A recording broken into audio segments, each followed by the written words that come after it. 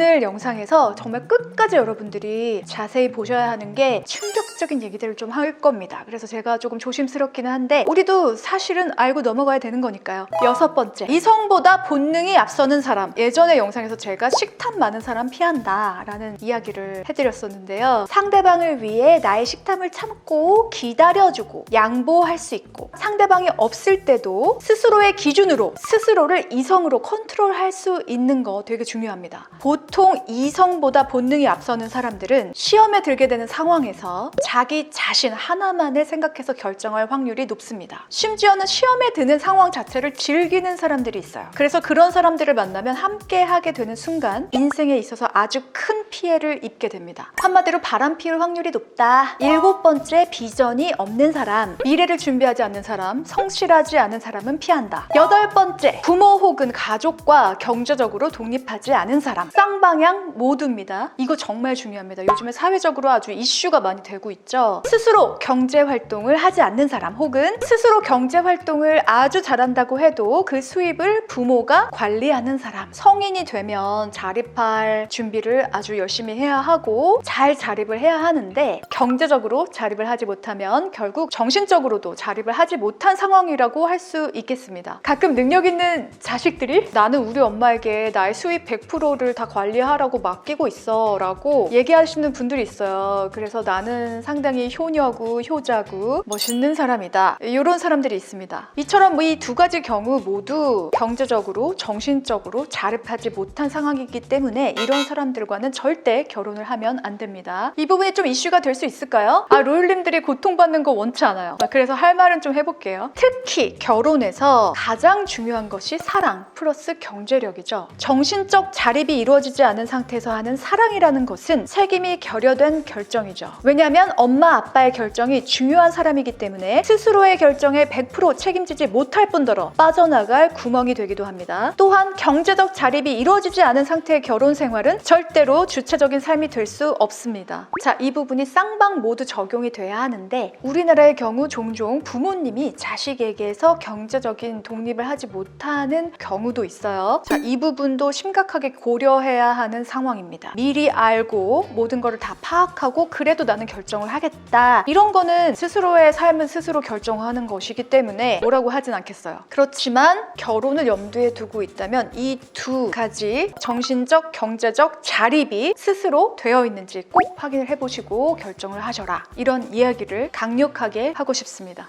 9번째, 무언가에 중독이 되어 있는 사람. 이거는 제 개인적인 취향으로 넣어놓은 것인데요. 저는 고백을 하겠습니다. 저는 중독되어 있는 것이 한 가지가 있는데 바로 여름만 되면 그렇게 수박에 중독이 됩니다. 저는 수박 중독자예요. 그래서 이번 여름에 그런 수박에 너무 중독이 되어 있는 저의 자신의 그 모습이 너무 꼴보기가 싫어가지고 그 중독의 루틴을 끊었습니다. 그래서 한동안 수박을 한 달 동안 먹지 않았어요. 그래서 뭐 수박 중독 이런 이야기를 하는 것은 아니고, 제가 피하고 싶은 그 중독의 사항들은 담배, 술, 더 나아가서 도박, 여사친, 남사친에 중독되어 있는 사람. 그런 사람들이 있어요. 없으면 안 된다 라고 하는 사람들. 자신의 삶과 자신의 의식을 스스로 컨트롤하지 못하고 외부의 무언가로 인해서 중독이 되어 있어서 이성적으로 판단하고 행동하지 못하는 패턴을 가지고 있는 사람은 저는 피하고 싶었습니다. 저는 이 부분이 제 스스로가 그런 생각을 하고 삶을 살고 있기 때문에 저의 개인적인 기준에서 원하는 사람의 기준인 거예요. 그래서 원하지 않는 것을 이렇게 타이트하게 잡아놓은 이유는 요거를 제외하고는 다 나는 가능성이 열려있다, 이렇게 생각을 해왔던 건데 상당히 타이트하죠. 그렇게 쉬운 조건들은 아닌 것 같아요. 그래서 저처럼 이렇게 아주 타이트한 기준을 가지고 있으신 분들은 결혼을 하고 싶은 마음이 있어도 늦게까지 자기가 원하는 완벽한 이상형이 나타나지 않을 가능성이 높겠죠. 저도 결혼을 뭐 그렇게 빨리 한 편은 아니니까요. 처음부터 이런 기준이 있어 왔던 것은 아니고 이런 기준이 완성되기까지의 연애 경험들이 있는 거예요. 그러니까 연애를 하면서 살면 됩니다. 연애를 하다가 이 사람이랑은 평생 같이 살고 싶다라는 확신이 들고 생각이 드는 순간 결혼을 계획하고 결혼을 하게 되는 거죠. 저는 그게 되게 자연스러운 거라고 생각을 합니다. 이런 기준 때문에 연애도 하지 않는다? 이거는 아니에요. 그 연애들을 토대로 결혼할 수 있는 사람의 기준을 완성해 나가는 거다. 그러니까 연애와 결혼의 차이는 그건 것 같아요. 연애는 좋으면 만납니다. 하지만 결혼은 모든 일상과 인생을 같이 가는 팀의 개념입니다. 무게감이 완전히 완전히 달라요. 연애를 하다가 너무 좋으면 요것들을 감수할 수 있는 용기가 생깁니다. 그래서 결혼하는 사람은 가치관과 신념, 삶의 목표가 같아야 한다. 바라보고 나아가는 방향이 비슷해야 그 곁다리로 생기는 모든 요소들, 모든 문제들은 같이 헤쳐나가면 된다. 이런 생각으로 해결할 수가 있어요. 자, 다음 롤님의 질문 중에 10년 친구 사이인데 갑자기 썸을 타게 됐어요. 썸 타고 사귀다 헤어지면 이도저도 아닌 관계가 되는데 어떻게 해야 할까요? 라는 질문을 주신 우리 소중한 롤님. 자, 지금 이도저도 아닌 관계가 될까봐 걱정하는 것에 앞서서 롤님이 그분에게 확신이 있으신가요? 이미 썸 타는 관계가 되었다면 그 남자친구가 얼마나 명확하게 우리 롤님이 헷갈리거나 혼란스럽지 않게 남자답게 사귀자고 하는지 보세요. 남자는 의외로 단순하고 명확합니다. 좋아하면 직진할 수밖에 없어요. 10년 친구였는데 그런 확신 없이 썸만 타다가 흐지부지 되는 것이 더 이상할 수 있다는 겁니다. 그리고 이미 이 고민을 저에게 보내놓고 그동안의 시간이 좀 흘렀잖아요. 그래서 그 사이에 완전히 사귀기로 했어요. 이랬다면 아주 열렬하고 아름다운 사랑하시기 바라겠습니다. 응원합니다. 그 이후에 헤어지게 돼서 친구도 아니고 이도저도 아닌 상황이 될까봐 그게 고민이시라면 제가 생각했을 때는 그거는 고민하지 않으셔도 될 것 같아요. 어차피 나중에 다른 남자랑 결혼해도 남사친들이랑 연락 다 끊깁니다. 몇 년 앞당겨진 것 뿐이에요. 결혼 후에도 여사친, 남사친이랑 계속 연락을 하면서 만난다? 이게 더 이상한 거라고 저는 생각하기 때문에 그것은 그렇게 문제가 되지 않는다. 언니, 제가 결혼 안 하게 된다면요? 이런 질문을 예상하지 못했네요. 그러면은 그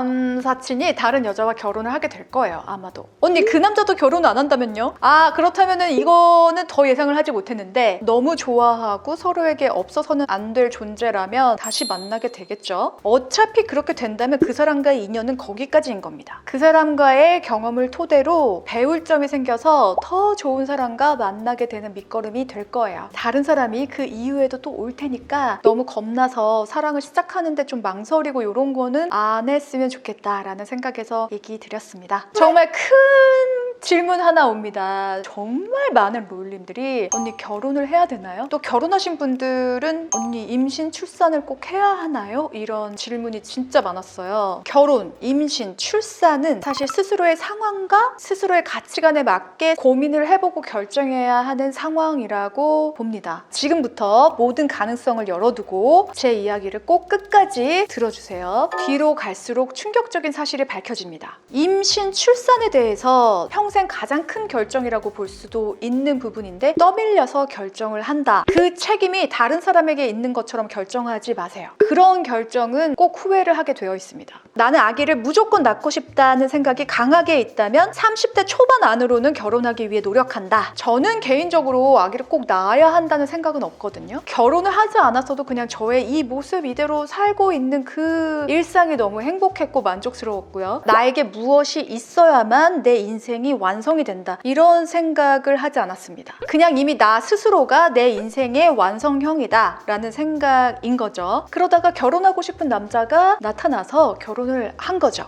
역시 둘만 있어도 지금 너무 행복합니다. 저에게 지금 이 상황이 또 다른 완성이 되어 있는 느낌이에요. 아주 충만하고 꽉 차 있는 느낌이고, 그래서 우리는 지금 아직은 불안정해. 무언가가 있어야만 완성이 될 텐데 이런 생각을 가지고 있지 않습니다. 이 상황에서 아기가 자연스럽게 생기면 또 다른 행복을 맛볼 수 있는 옵션이 생겼다. 축복이다. 이렇게 생각할 것 같습니다. 꼭 아이를 가져야만 한다. 아이를 가지지 않으면 내 인생은 실패다. 남들은 다 아기가 있는데 내가 뭐가 모자라서 나는 아기가 없는 걸까? 이런 생각은 절대 하지 않습니다. 뭐 남들과 비교해서 나의 삶을 잣대질하고 싶지도 않고, 주변에서 지나가는 어르신들이 꼭 아이는 있어야만 한다라는 이야기를 하십니다. 자, 이 이야기를 주제로 제가 역사적, 현실적, 사회적으로 나타나고 있는 저출산 현상에 대한 원인과 인식 변화에 대해서 전문적으로 설명을 해드릴 수 있어요. 하지만 여기서 하지 않겠습니다. 게다가 저는 아이를 갖지 않겠다 이런 생각이 있는 사람이 아니니까요. 자신의 삶의 잣대로 타인의 삶을 재단하려고 하는 것이 좀 미성숙 성숙한 사람들이 하는 언행이고 태도이기 때문에 그런 걸로 인해서 제가 저의 기분이나 저의 삶의 목표가 흔들리지는 않습니다. 그 부분은 절대로 타인이 강요할 수 있는 부분이 아니에요. 그래서 저는 부작용을 감수하고 호르몬 주사를 맞고 뭐 이래야 된다는 생각은 하지 않고 있습니다. 그냥 자연스럽게 생기면 축복이다. 저와 같은 생각을 가지고 계시는 로일님들도 꽤 많으실 것 같고, 또 반대로 결혼보다는 나는 아이를 낳고 아이를 키우고 자식들과 함께 생활하는 것이 내 인생의 목표였다 하시는 분들도 계시잖아요. 아이를 꼭 갖고 싶다라는 생각이 있으신 로일님들은 웬만하면 일찍 비슷한 나이대의 남자와 만나서 결혼하세요. 아이를 위해서 너무 연상과 결혼하는 것은 완전히 비추드립니다. 자, 그 이유는 지금부터 이 기사들과 연구 발표를 우리가 같이 살펴보겠습니다. 지금까지는 여자의 생식 능력이 나이에 따라 많이 주목을 받았었는데요. 남성의 생식 능력도 나이가 많아질수록 감소하며 따라서 전반적인 임신 가능성이 줄어들고 임신까지 걸리는 시간도 증가한다. 아빠의 나이는 임신 결과와 아기의 건강에 나쁜 영향을 미칠까라는 연구에 따르면 아빠 연령이 높을수록 부정적인 임신 결과와 아기 건강에 대한 위험이 증가할 수 있다. 자연유산 및 사산의 위험이 약간 증가하며 조사는 물론 저체중아가 많으며 신생아에서는 두개골, 팔다리 및 심장의 선천적 결함 그리고 자폐아 빈도도 증가한다. 인부에서 임신성 당뇨병 증가와도 관련이 있다는 연구 결과가 있다. 이런 기사를 제가 접하게 된 거예요. 그래서 조금 더 전문적으로 공식적으로 발표한 기사들과 실험 결과들을 모아봤습니다. 기형아 같은 유전 질환이 발생하는 주 원인은 여성보다는 남성, 또 어린 사람보다는 나이 든 남성 때문이라는 연구 결과가 발표됐다. 스웨덴 웁살라대 한스 엘레그렌 박사팀은 네이처 지네스틱스에 발표한 논문을 통해 나이 든 수컷의 성염색체는 암컷의 성염색체보다 6.5배 정도 빠르게 돌연변이 현상을 나타냈다. 이는 유전 질환의 원인인 돌연변이 현상이 주로 나이 든 수컷에 의해 발생하는 것으로 보여주는 것이라고 밝혔다. 유전학자들은 지난 1세기 동안 나이 든 아버지로부터 태어난 아이일수록 기형 등의 유전 질환이 많다는 사실을 인정해왔다. 여성 난자의 경우 한 개의 난세포에서 2차 난세포에 도달하기까지의 약 24회 세포 분열을 일으키지만 남성 정자의 경우 평생 세포 분열을 하기에 30세 남성 정자의 경우 약 400회 세포 분열을 하게 되고 75세 남성의 정자의 경우는 무려 1500회나 되는 세포 분열을 반복해 형성된다. 따라서